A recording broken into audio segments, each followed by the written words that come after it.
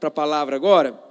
Hoje, tá aí, a palavra está aí na sua revista, né? O tema é o mistério do homem morto no campo. É o mistério do homem morto no campo. E qual que é o assunto dessa palavra, né? Hoje eu gostaria de compartilhar com você a respeito, né, de um evento misterioso do Antigo Testamento, mas que na verdade é um retrato, é uma pintura da pessoa de Cristo. Jesus, ele é revelado no Velho Testamento. Muitas pessoas nos acusam, né? Principalmente nos acusam como igreja, de que nós não pregamos a respeito do Velho Testamento. Mas isso não é verdade. Porque nós aqui, da Videira, compartilhamos muito a respeito do Velho Testamento.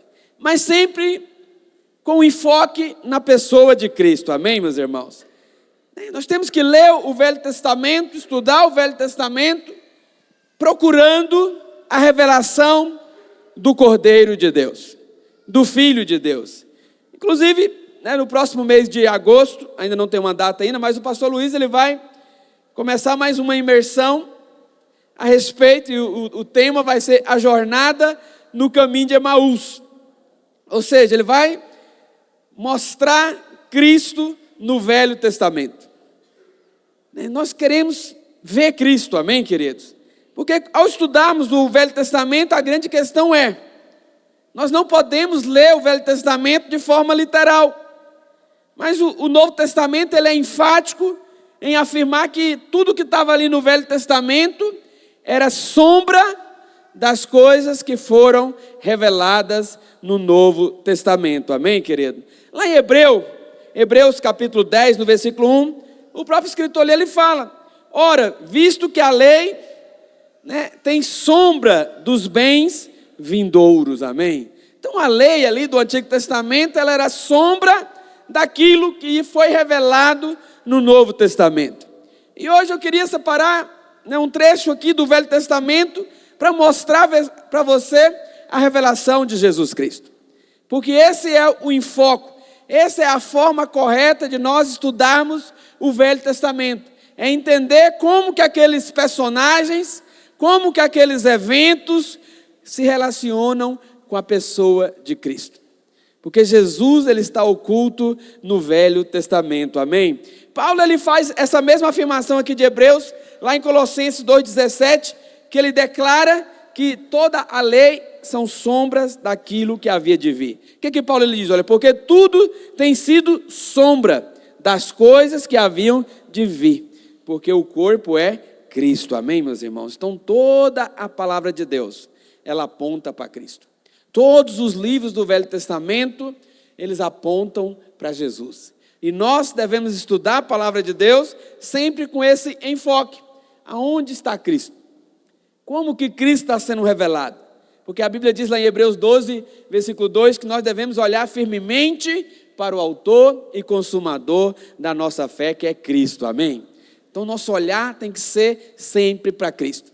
Interessante que normalmente essas pessoas que nos acusam, né, de não estudar o Velho Testamento, são pessoas que muitas vezes nós ouvimos pregações deles na internet, e eles pregam por 1 hora, sem dizer uma vez o nome de Jesus. Tem muitos pregadores famosos que eles pregam, compartilham, falam de muitas coisas. Autoajuda, coach, falam um monte de coisa. Mas não falam a respeito de Jesus. Mas nosso foco tem que ser o autor e consumador da nossa fé. Amém, meus irmãos? Então a maneira correta, né, de nós lermos, compreendermos o Velho Testamento é buscar a Cristo nele. Interessante que eu falei a respeito da imersão que o pastor Luiz vai lançar no mês de agosto, sobre o caminho de Emaús, lá em Lucas capítulo 24. Projeta para mim Lucas 24, versículo 27. O Senhor ele se revelou ali para os discípulos, né? E a Bíblia diz que ele começou mostrando tudo que estava escrito a respeito dele no Velho Testamento. Só pegando o contexto, irmãos, lembram que Jesus tinha sido crucificado? Tinha 2 discípulos deles que estavam saindo de Jerusalém, indo para uma cidade chamada Emaús, e eles estavam tristes, né, chateados, frustrados, e a Bíblia fala que um homem acompanhou eles, E Jesus ali estava provavelmente numa outra forma, que eles não reconheceram que era o Senhor. E eles estavam ali com a cara, um semblante caído, triste. E o Senhor perguntou para eles: por que vocês estão tristes? E eles até falaram: por acaso, né, você não sabe o que aconteceu nos últimos dias? Que Jesus foi morto. E a Bíblia fala que o Senhor começou a falar com eles. E a Bíblia diz aqui no versículo 24, aí, começando por Moisés, discorrendo por todos os profetas, expunha-lhes o que a seu respeito constava em toda a Escritura. Então, fisicamente, Jesus estava ali com uma outra forma, eles não reconheceram ele. Mas o Senhor começou a mostrar na Bíblia, e ele fala aqui, tanto por Moisés, ou seja, na lei, quanto por todos os profetas, aquilo que estava escrito a respeito do Messias. Porque Jesus é o Messias, amém, meus irmãos? Então, ou seja, em toda a palavra de Deus, tem coisas escritas a respeito dele. E aqui ele diz, a começar por Moisés, ou seja, começar pela lei. Agora a questão é, por que a lei foi dada? Por que a lei está no Velho Testamento? Por que ela foi dada? Você vai ver várias explicações para isso. Alguns dizem, a lei foi dada para mostrar ali o caráter de Deus, para mostrar a santidade de Deus. Essa resposta está correta, mas ela não traduz toda a verdade. Ela não mostra toda a verdade completa. Porque, na verdade, o Senhor, ele fala, a lei, ela fala de muito mais. Lá em Lucas 24, no versículo 44, o Senhor também ele disse, olha, a seguir Jesus lhe disse, são estas as palavras que eu vos falei, estando ainda convosco, importava-se cumprir tudo que de mim estava escrito na lei de Moisés, nos profetas e nos salmos. Ou seja, lá os judeus, era assim que eles dividiam o Velho Testamento. Moisés, que eles chamam ali de Torá, que eram os 5 primeiros livros, o Pentateuco, os profetas e os salmos. Era assim que fazia a divisão para estudar a Bíblia. Interessante que Jesus está falando que em todas essas partes tem coisas escritas a respeito dele. E hoje nós fazemos muito bem em ler, procurando essas coisas que falam a respeito deles. Amém, meus irmãos? Porque a lei, os profetas e os salmos foram dados para nos conduzir a Cristo, para revelar o propósito eterno de Deus, para revelar o Salvador, amém?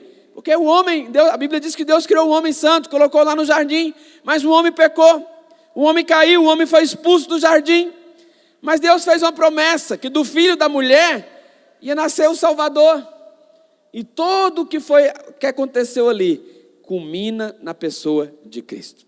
Cristo, ele está oculto em todos aqueles eventos, naqueles personagens, naquelas passagens, e nós precisamos enxergá-lo, amém, meus irmãos? Precisamos enxergá-lo, porque a lei foi dada para nos conduzir a Cristo. Lá em Romanos capítulo 3, versículo 20, Paulo ele diz, olha, visto que ninguém será justificado diante dele por obras da lei, em razão de que pela lei vem o pleno conhecimento do pecado. A lei, ela revela o pecado que há em nós, para produzir em nós necessidade de Deus. Eu creio que cada um de nós um dia teve uma experiência de salvação, e essa experiência de salvação veio quando nós percebemos que nós estávamos distantes de Deus, separados de Deus, estávamos mortos nos nossos delitos e pecados, amém, meus irmãos? Mas aí a luz do Evangelho resplandeceu no nosso coração. Lá em Gálatas capítulo 3, versículo 24, Paulo ele diz também o seguinte, olha, Gálatas 3, 24, de maneira que a lei nos serviu de aio para conduzir a Cristo. O que é esse aio aqui? Esse aio, lá naquela época, era ali uma pessoa, normalmente, que era um escravo, que era colocado para poder ensinar as coisas para as crianças. Ele funcionava ali como um professor. Aquele aio ali, ele ia conduzir aquelas crianças nas coisas do dia a dia, para treinar elas para se tornarem adultos. Ou seja, funcionava como um pedagogo, como um professor, que vai ensinar, mas quando as crianças cresciam, amadureciam, se tornavam adultas, elas não precisavam mais. Então a lei, ela funciona da mesma forma. Quando nós éramos imaturos, quando nós, na verdade, ainda éramos, né, escravos do pecado, esse aio funcionou para mostrar os nossos defeitos, os nossos erros, para nos conduzir à maturidade, que é Cristo, amém? Então, quando alguém quer andar na lei, quando alguém quer relacionar com Deus baseado nas obras da lei, na verdade ele está sendo um bebê espiritual. Eu sei que muitas vezes as pessoas por aí nos acusam que nós é que somos os mundanos, nós é que somos os crentes. O que eles falam de nós? Tanta coisa ruim, né? Falam que nós somos a pior das espécies, né? Que nós somos crianças, que o maduro, né? Aquele que é um crente espiritual é aquele que anda na lei, mas é o contrário. Porque a lei era o aio, e o aio só trabalhava com as crianças, que precisava de regras. Então hoje você maduro, você está na graça de Deus, amém? A graça de Deus é para os crentes maduros, espirituais. Então hoje, na plenitude da nova aliança, a maneira que nós devemos ler o Velho Testamento é ali observando os símbolos, os tipos, as alegorias, e tudo isso aponta para Cristo. E lá em Deuteronômio, capítulo 21, nós temos um quadro interessante, que é o tema da nossa palavra hoje, que é o mistério do homem morto no campo. Que mistério é esse, pastor? Que homem era esse? Por que esse homem foi morto? Quem matou ele? Por que matou? Cadê os advogados? Cadê os promotores? Os investigadores? O que aconteceu? Por que isso está escrito? Então eu queria ver com você, estudar esse texto, para mostrar Cristo. Amém, queridos? Para mostrar Cristo. Lá no Deuteronômio 21, versículo 1, projeta aí para mim, por favor.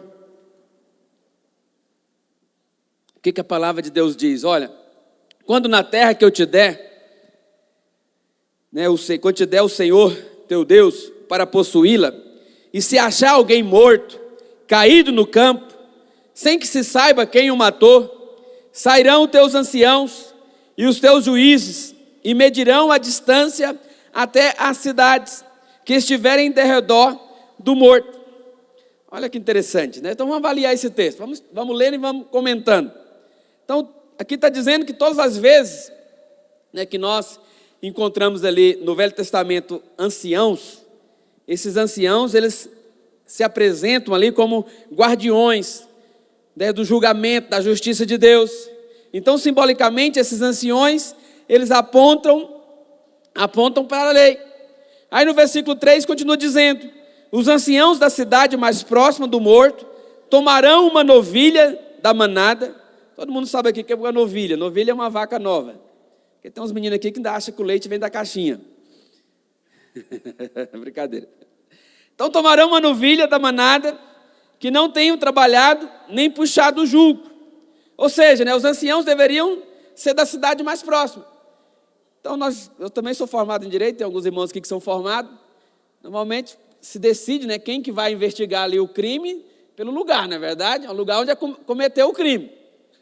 Então aí vai definir ali quem que tem qualquer autoridade policial competente, e isso é muito importante no processo penal, não é não, doutor? É muito importante. Então tem que saber aonde que cometeu o crime, o lugar do crime.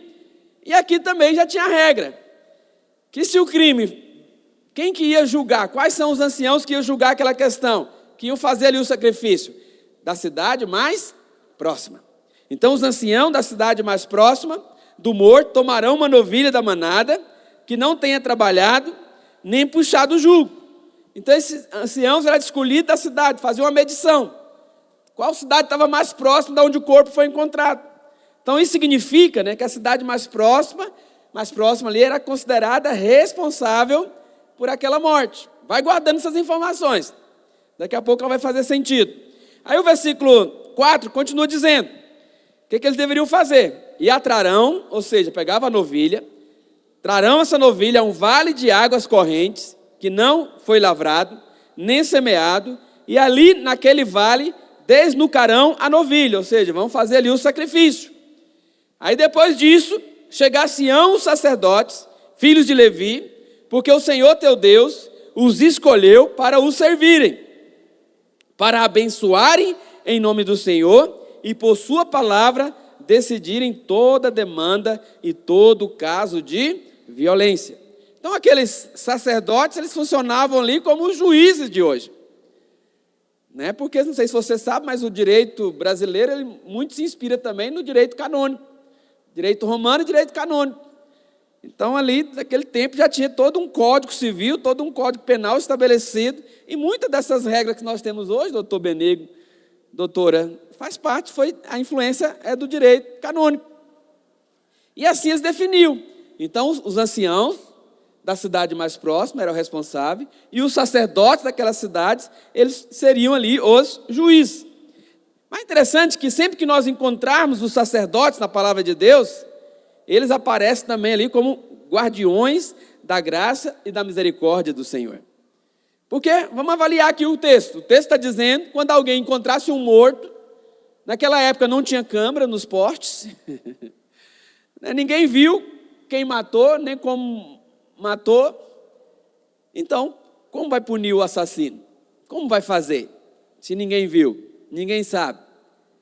Naquela época não tinha como fazer exame de DNA, o perito criminal trabalhar para identificar a causa da morte, não tinha essas tecnologias. Então o Senhor estabeleceu uma regra. Então a cidade mais perto do corpo vai ser a responsável. E os anciãos e os sacerdotes daquela cidade vão fazer ali o trabalho, vão julgar o caso. E ali qual que era? Como não tinha como descobrir quem era o assassino, o culpado, o que eles deveriam fazer? Os sacerdotes deveriam matar uma novilha, né, para tirar a culpa do pecado por aquele assassinato. Até aqui os irmãos estão acompanhando? Então o sacerdote era aquele que fazia a expiação, que imolava aquela novilha para poder tirar a culpa do pecado. E ele se colocava ali na brecha das pessoas imperfeitas e anunciava a notícia do perdão. Então esse era o sacerdote do Velho Testamento. Era aquele que representava o povo diante de Deus. E ele fazia ali os sacrifícios para trazer perdão. E ele era aquele responsável por trazer a boa notícia.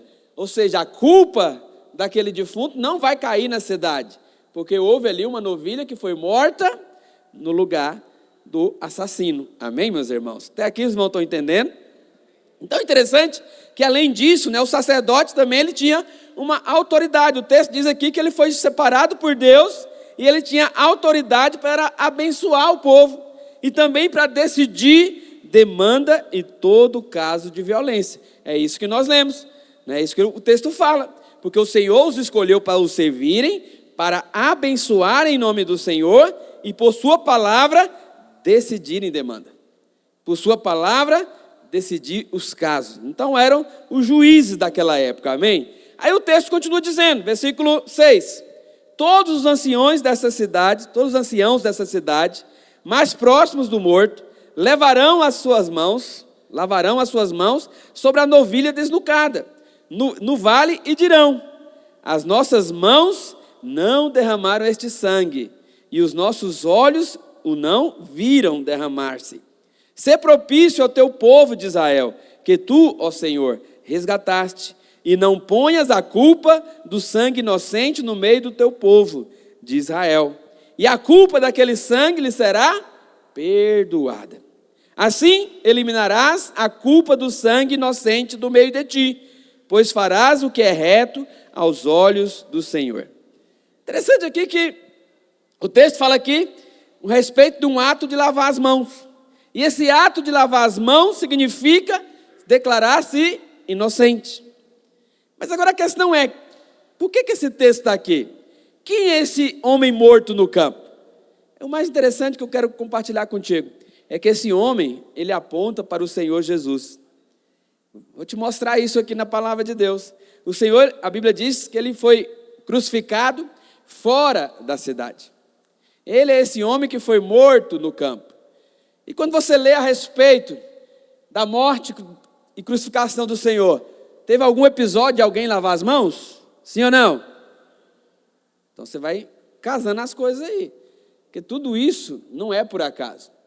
Tudo o que aconteceu no Velho Testamento é sombra daquilo que aconteceu no Novo Testamento. Então esse homem que foi morto no campo, ele aponta para o Senhor Jesus. Porque a Bíblia diz lá em Hebreus que o Senhor Jesus ele foi morto fora dos muros de Jerusalém. Lá em Hebreus 13, versículo 12, diz assim: por isso, Hebreus 13, 12, por isso foi que também Jesus, para santificar o povo pelo seu próprio sangue, sofreu fora da porta. Ele foi morto fora. Saiamos, pois, a ele fora do arraial. Porque ele foi esse homem morto. Pastor, mas a Bíblia diz que esse homem morto, ninguém sabia quem o matou. Mas acredite, depois de 2000 anos, ainda continua a polêmica. Quem matou Jesus? Foi os romanos? Foi os judeus? Isso é motivo de briga ainda há 2000 anos. Porque ninguém quer assumir a culpa. Mas nós sabemos que ele morreu por nossa causa. Por causa dos nossos pecados. Interessante, o pastor Luiz estava explicando hoje no culto de manhã, porque ele faz quase todos os anos, faz caravanas para Israel. E às vezes lá no aeroporto, para entrar no país, eles perguntam. Uma das perguntas da entrevista, para ver se deixa você entrar ou não, te pergunta, quem matou Jesus? Quando eles falam que você está numa caravana de cristãos, que vai conhecer a Terra Santa, às vezes eles te perguntam lá na alfândega, lá na imigração, quem matou Jesus? Você tem que pensar 2 vezes antes de dar a resposta. Porque se você falar que foi os judeus, negado. Visto negado. Então você não pode ser precipitado nessa resposta. Porque é uma polêmica. Quem matou Jesus? Quem matou o homem no campo? Então Jesus é esse homem que foi morto no campo. Amém, meus irmãos? Interessante que a cidade mais próxima era ela que era responsabilizada pela morte do homem. E no caso de Cristo, quem era a cidade? Jerusalém. Porque ele foi morto, fora dos muros de Jerusalém. Então ela era a cidade mais próxima do Calvário.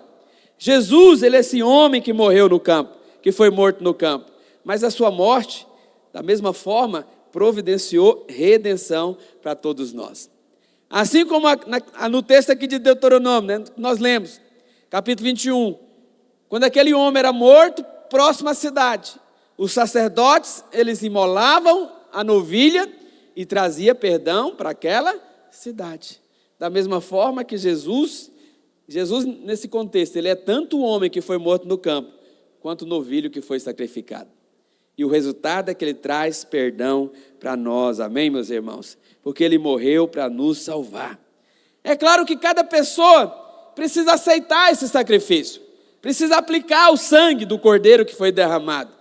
Mas esse texto aqui, ele está escrito por nossa causa.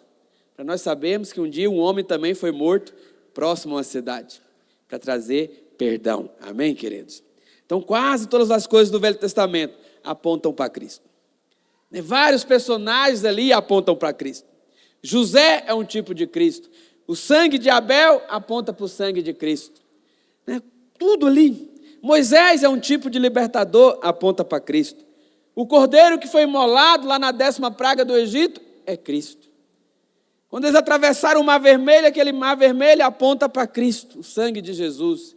Quando eles estavam no deserto ali, de noite tinha um fogaréu em cima ali, era Cristo. De dia tinha uma nuvem ali trazendo sombra, era Cristo. Tudo aponta para Cristo, amém, meus irmãos?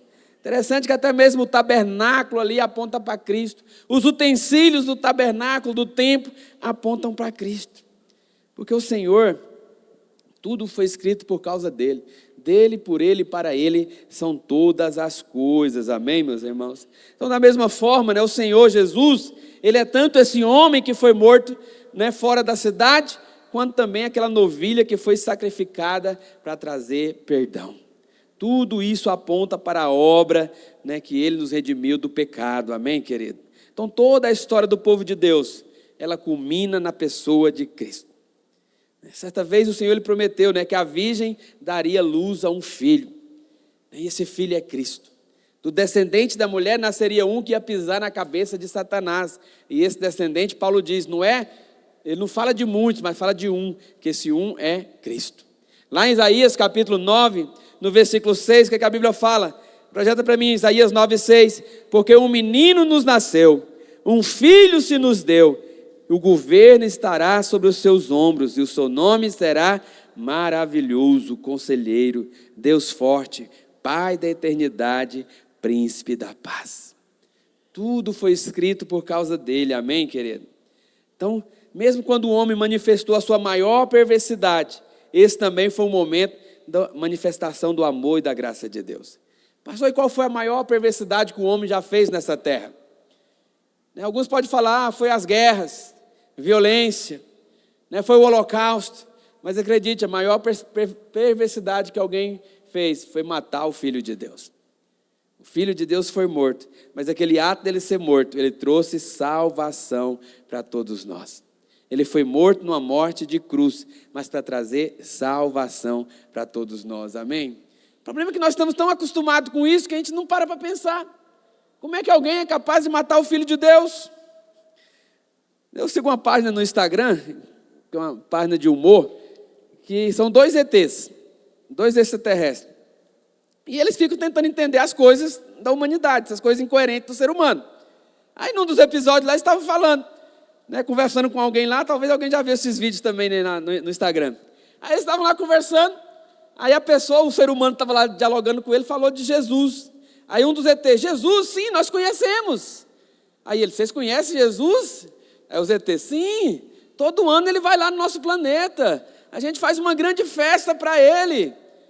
Aí aqui, ele não vem não? Aí o humano começa a ficar desconfiado assim, meio coçando a cabeça. Ele já veio, mas tem 2000 anos que nós estamos esperando ele voltar. Uai, mas tem 2000 anos que ele não volta? O que vocês fizeram com ele? Porque no nosso planeta ele volta todos os anos. Claro que é só humor, a brincadeira. Mas já parou para pensar? A atrocidade que nós fizemos? Mataram. Agora, quem matou? Quem é o responsável? Quem é o responsável pela morte do Senhor? Mas um dia ele vai voltar, amém, meus irmãos? Só que é interessante que a Bíblia diz que quando ele voltar, vai ter uns doidos aí que vai apontar canhão para ele, vai atirar bomba nele. Misericórdia. E olha que nós vamos estar voltando com ele, porque vai vir um arrebatamento antes. E a Bíblia fala que ele virá nas nuvens com os santos com ele. E o povo vai tacar pedra, tiro, bomba em nós. Mas naquele dia nós já somos transformados, imortais. Porque esse corpo corruptível se revestiu de corruptibilidade. Corpo mortal virou imortal. Seremos transformados num abrir e piscar de olhos. Amém, meus irmãos? Estaremos glorificados com ele. Mas olha a atrocidade. O homem matou Cristo. Mas outro pode dizer, não, pastor, o homem não é capaz. Ele mesmo se entregou. Foi ele mesmo que veio para morrer por nós. Seja como for, essa é a grande verdade também. Ele é que deu a vida por cada um de nós, amém, meus irmãos? Ele veio para nos salvar. Então, voltando aqui para o texto, os anciãos da cidade, daquela cidade mais próxima, eles deveriam lavar suas mãos e declarar-se inocente daquele sangue. Assim, Cristo, ele é o homem que também foi vítima de um ato perverso, mas ao mesmo tempo, ele é aquela novilha que concede perdão. Interessante que o homem foi morto, ele também, ele foi feito ali como sacrifício por todos os nossos pecados. E quando Deus ele deu a lei, ele tinha em mente que seu filho, Cristo, viria para morrer no nosso lugar. Porque Cristo é aquele que veio para cumprir a lei, amém, queridos? Então ele veio para cumprir. Lá em Mateus capítulo 27, no versículo 1, o que a Bíblia diz? Então aqui a Bíblia fala que ali na crucificação, o Senhor estava ali completamente ensanguentado, diante dos sumos sacerdotes, diante dos anciãos do povo. Era um retrato daquilo que aconteceu naquela cidade. E o que a Bíblia diz? Olha, ao romper do dia, todos os principais sacerdotes e os anciões do povo entraram em conselho contra Jesus para o matarem. Para matarem. Então, naquela altura, até mesmo os sacerdotes estavam ali para condená-lo. Havia, inclusive, naquele momento ali, 2 sumos sacerdotes, coisa que não deveria existir. Tinha alguma coisa errada ali. A situação estava tão perversa, tão terrível. O sistema religioso daquela época estava tão corrompido que eles tinham 2 sumos sacerdotes. E eles se uniram para poder condenar Cristo. Então, tudo se levanta e cai por causa da liderança. Então é interessante que quando a Bíblia diz que quando há bons líderes governando, o povo se alegra. Mas quando há maus líderes liderando, o povo sofre, o povo geme. Por isso nós temos que sempre clamar para que homens de Deus se levantem no nosso meio. E quando há homens de Deus liderando, se posicionando, né, estando ali, de fato, cumprindo o sacerdócio, nós temos famílias abençoadas. Nós temos filhos abençoados. Nós temos cidade abençoadas. Por isso nós devemos orar para que mais e mais homens de Deus se levantem em nosso meio, como homens de Deus se levantam para liderar. Porque foi para isso que Deus nos chamou, amém, meus irmãos? O Senhor nos chamou para isso, para sermos homens, para sermos luz no meio desse mundo em trevas. Porque quando nós lideramos, quando nós nos posicionamos em Deus, nós conseguimos abençoar muita gente. Por isso que Deus falou para Abraão: Abraão, ser tu uma bênção. Eu te chamei para você ser uma bênção. Você que está me ouvindo aqui, você foi chamado para ser uma bênção, amém? E quando esses homens de Deus se levantam, nós temos um povo abençoado.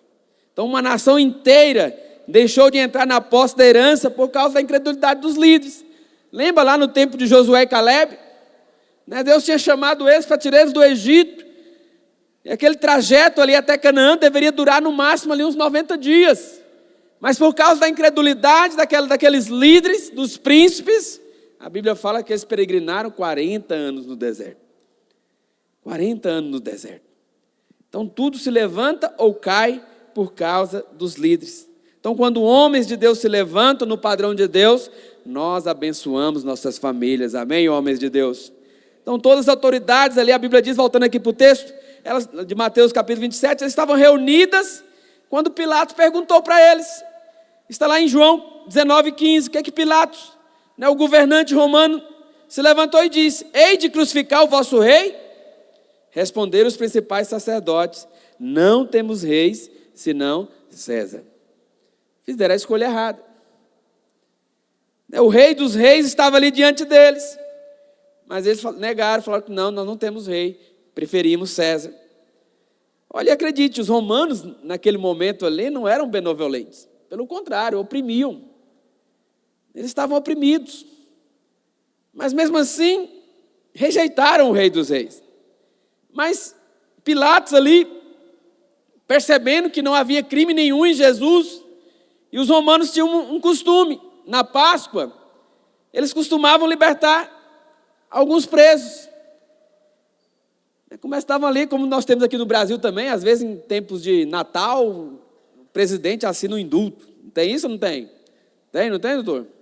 Lá também tinha. Só que em vez de Natal era na Páscoa. Dava-se indulto.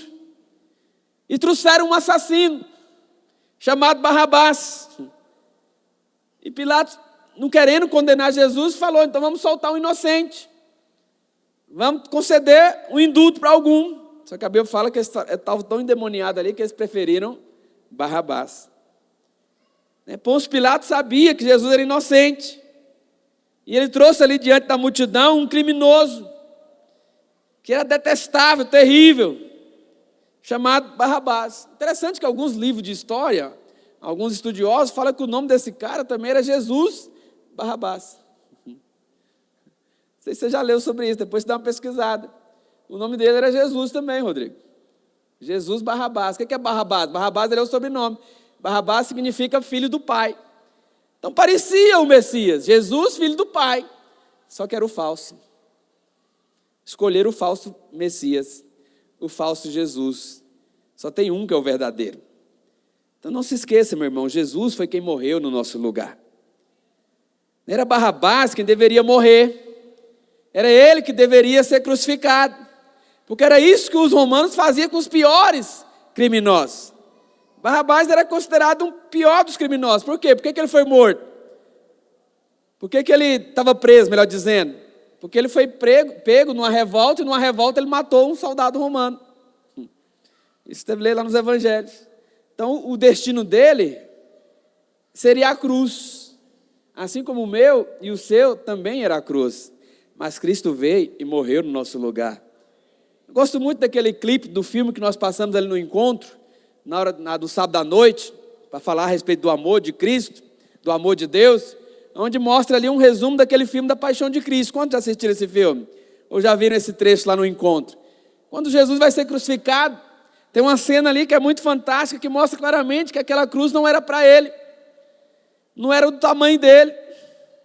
Porque aquela cruz não foi feita para ele. Aquela cruz foi feita para mim e para você. Quantos lembram dessa cena da crucificação? Que o soldado tem que puxar o braço dele ali até deslocar para poder dar ali, para poder pregar o prego. Porque aquela medida não era dele, era a sua medida. Você que deveria ser morto. Você que deveria ser crucificado. Naquele momento era Barrabás quem deveria morrer. Mas Jesus morreu no seu lugar.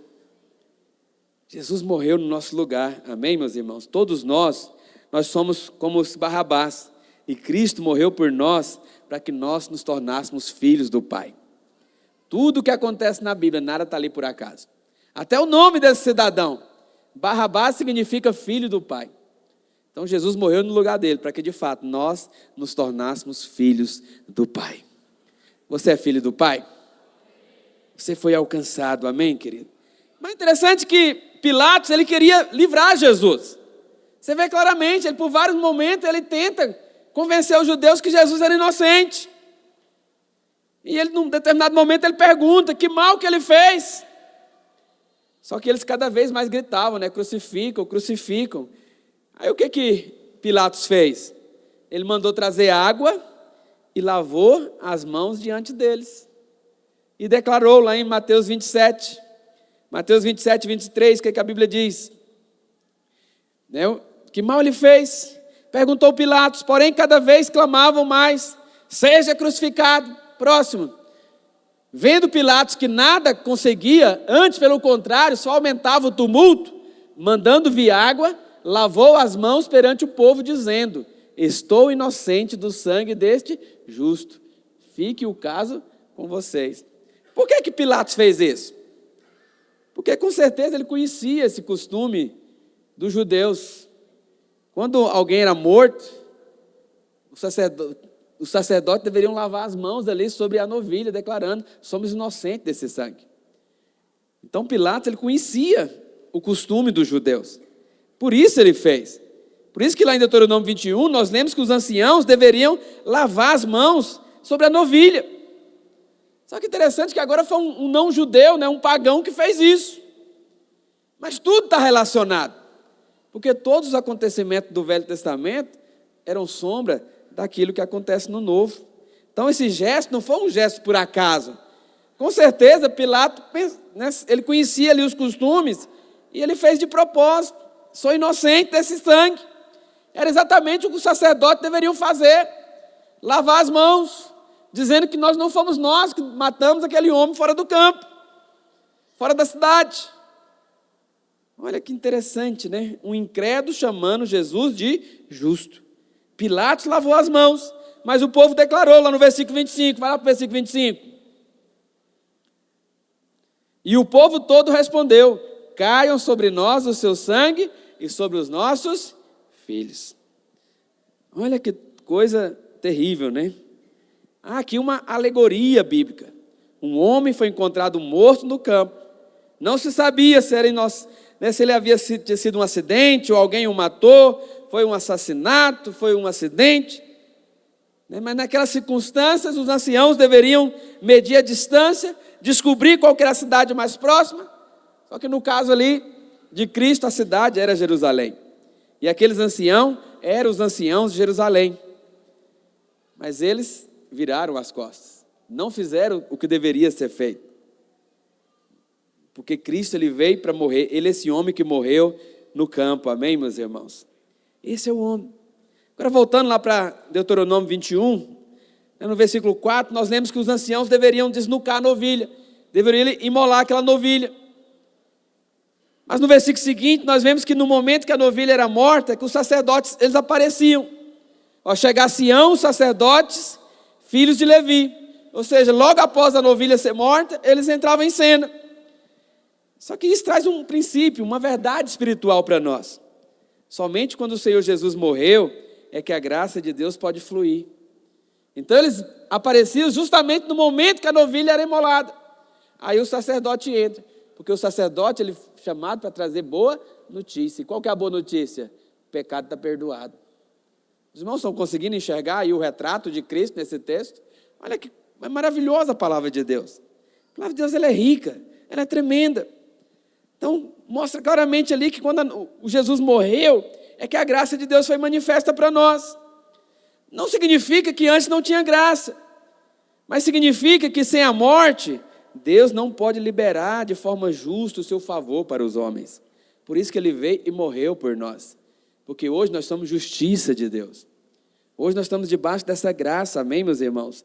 E uma vez que Cristo morreu, a graça agora ela encontrou um caminho, né, legítimo para fluir até nós. A graça reina pela justiça. Lá em Romanos capítulo 5, versículo 20, o que a palavra de Deus diz? Sobreveio a lei para que avultasse a ofensa. Mas onde abundou o pecado, superabundou a graça. A fim de que, como o pecado reinou pela morte, assim também reinasse a graça pela justiça para a vida eterna, mediante Jesus Cristo, nosso Senhor. Então a graça de Deus hoje é liberada sobre nós. É liberada sobre mim, liberada sobre você. Cristo morreu naquela cruz para que o favor de Deus pudesse nos alcançar. Amém, meus irmãos? Hoje você é alvo desse favor imerecido. Então Deus, Ele quis demonstrar a sua justiça no tempo presente. E a morte de Jesus revela essa justiça. Romanos 3,26, o que diz? Romanos 3,26 diz, olha, tendo em vista a manifestação da sua justiça no tempo presente, para Ele mesmo ser justo e o justificador daquele que tem fé em Cristo Jesus. Você crê no Senhor Jesus? Logo você é justificado. Porque aquele homem inocente foi morto no campo, fora da cidade, para trazer perdão para nós. Então Deus, Ele é fiel e justo, né, para justificar todo aquele que tem fé em Jesus. Nós somos justos não é por causa da nossa justiça, não é por causa dos nossos atos de justiça. Nós somos justos porque Cristo é o justificador. Deus mesmo é a nossa justiça, amém, querido? Então o seu mau comportamento não pode mudar a sua posição diante de Deus, porque não tem a ver com a sua justiça, mas é a justiça dele que foi passada para cada um de nós. E se nós estamos debaixo desse sangue, nós somos justificados. Você pode fechar seus olhos e declarar isso: eu sou justo, eu fui justificado, sobre a minha vida já não há nenhuma condenação, porque o Senhor Jesus morreu naquela cruz em meu lugar, e eu fui feito justiça de Deus, amém? Não há mais condenação, não há mais acusação, porque você está debaixo dessa justiça. Então, da mesma forma, né, que não é a sua justiça que te recomenda diante de Deus, não é o seu mau comportamento que afasta você, da mesma forma o seu bom comportamento também não pode tornar você mais justo. Mas essa é a vida de muitos cristãos. Quando eles não se comportam, eles ficam debaixo de acusação, ficam debaixo de condenação. Aí ele não consegue relacionar com Deus, ele foge da presença de Deus. Não, o seu mau comportamento não pode mudar a sua posição, porque sua posição é definida pelo sangue do Cordeiro. Da mesma forma, também o seu bom comportamento não compra favor de Deus, porque tem irmão também que ele quer comprar a bênção. Ah, Senhor, eu jejuei, eu orei, eu li a Bíblia, eu fiz isso, fiz aquilo. Não. Sabe qual que é a moeda que é aceita no céu? A fé. Fé no quê, pastor? Fé na obra consumada da cruz. Quando você crê que a obra foi perfeita, que aquele cordeiro derramou sangue em seu favor, aí você pode alcançar a bênção de Deus. Então Deus não poderia perdoar os nossos pecados apenas pela sua misericórdia. Pastor, o que é misericórdia? Qual a diferença entre misericórdia e graça? Os irmãos já aprenderam isso? O que é misericórdia? É Deus não dar aquilo que você merece. O que nós merecíamos? Morte, sofrimento, juízo. Mas Deus, Ele manifesta misericórdia quando Ele não dá aquilo que nós merecemos. Isso é misericórdia. Mas a Bíblia fala que Deus é um Deus misericordioso, amém? Mas acredite, há algo ainda melhor do que a misericórdia. É a graça de Deus. E o que é a graça, pastor? A graça é Deus te dar o que você não merece. Então, misericórdia é Deus não te dar o que você merece. E o que você merecia? Juízo, fogo, o quinto dos infernos. Fala misericórdia. Exatamente, misericórdia é isso. É Deus não te dar o quinto dos infernos. Mas o que é graça, pastor? Graça é Deus dar para você o que você não está merecendo. Você não fez por onde. Não foi bom o suficiente, não foi justo o suficiente, mas mesmo assim Ele derrama sobre você graça, favor imerecido. Aleluia. Glória a Deus por isso, amém, queridos? Então o pecado, ele precisava ser punido, porque o salário do pecado continua sendo a morte. Deus, porém, nos amou e não queria que nós morrêssemos. Por isso a Bíblia diz que Ele nos amou de tal maneira que Ele enviou o Seu Filho para morrer no nosso lugar. Esse é um perdão justo. A salvação não é apenas uma questão de misericórdia, mas de justiça. E a justiça foi completamente satisfeita na cruz do Calvário. Jesus, a última coisa que Ele falou ali na cruz foi o quê? Está consumado. O preço foi pago. Tetelestai, está consumado. Amém, meus irmãos? Então tudo que nós temos hoje é por causa dessa obra. A Bíblia fala que Ele veio para nos dar vida e vida em abundância. A Bíblia fala que pelas suas feridas nós somos sarados. Ele se fez pobre para que nós fôssemos ricos. Ele se fez filho do homem para que nós fôssemos feitos filhos de Deus. Tudo é por meio dele. Tudo é por meio dele. Tudo que você tem, a sua prosperidade tem a ver com a graça de Deus. Por isso que você pode orar, pode clamar: eu quero experimentar de multiplicação na minha vida financeira. Eu quero experimentar de saúde abundante no meu corpo. Eu quero experimentar de saúde abundante na minha alma. Na minha alma não tem lugar para ansiedade, não tem lugar para depressão, não tem lugar para preocupação, porque o Senhor veio para me dar vida e vida em abundância. Tudo isso faz parte do pacote. Se você está em Cristo, é nova criatura, as coisas antigas já passaram. Eis que tudo se fez novo. E para finalizar, meu irmão, o texto que nós lemos aqui em Deuteronômio 21 diz que o sacerdote, ele tinha a palavra final. Lá no versículo 5 de Deuteronômio 21, o que a palavra de Deus diz? Deuteronômio 5, 21. A Bíblia fala assim: chegar-se-ão os sacerdotes, filhos de Levi, porque o Senhor teu Deus os escolheu para os servirem. Para que mais? Fala comigo, para abençoar. Deuteronômio 5, 21. Perdão. Não é Deuteronômio, irmão. Êxodo 5, 21. Escolhi errado, desculpa. Não, Deuteronômio 21, que eu falei 5. Na verdade é 21, versículo 5. Eu só troquei o endereço aí. Deuteronômio, capítulo 21, versículo 5. Isso. Chegar-se-ão os sacerdotes, filhos de Levi, porque o Senhor teu Deus os escolheu. E escolheu para quê? Fala comigo, para os servirem, para abençoarem. Amém? Então o Senhor os chamou para servir, para os abençoarem. Amém? Glória a Deus por isso. Então esse era o trabalho ali dos sacerdotes. Eles deveriam, abençoar em nome do Senhor. E por sua palavra, decidirem toda demanda e todo caso de violência. Então esses sacerdotes, eles tinham uma autoridade especial do Senhor. Só que é interessante que no Novo Testamento, a Bíblia fala que nós fomos feitos reis e sacerdotes. Lá em 1 Pedro, capítulo 2, versículo 9, o que a Bíblia diz? Interessante que esses sacerdotes apontam para nós hoje. O que Pedro ele diz? Olha, vós, porém, sois raça eleita, sacerdócio real, nação santa, povo de propriedade exclusiva de Deus, a fim de proclamardes as virtudes daquele que vos chamou das trevas para a sua maravilhosa luz. Olha que coisa interessante, presta atenção que isso é muito importante. Os sacerdotes lá do Velho Testamento foram escolhidos pelo Senhor para abençoar, para servir o Senhor, mas também para determinar, para dar fim às causas, para serem juízes. Mas é interessante que no Novo Testamento, a palavra do Senhor diz também que nós somos sacerdotes. Então interessante é que, quando aquela novilha era morta, os sacerdotes eles apareciam. Isso mostra também da obra consumada da cruz. E quando Cristo morreu naquela cruz, nós fomos também separados como sacerdotes reais, como nação santa, como raça eleita.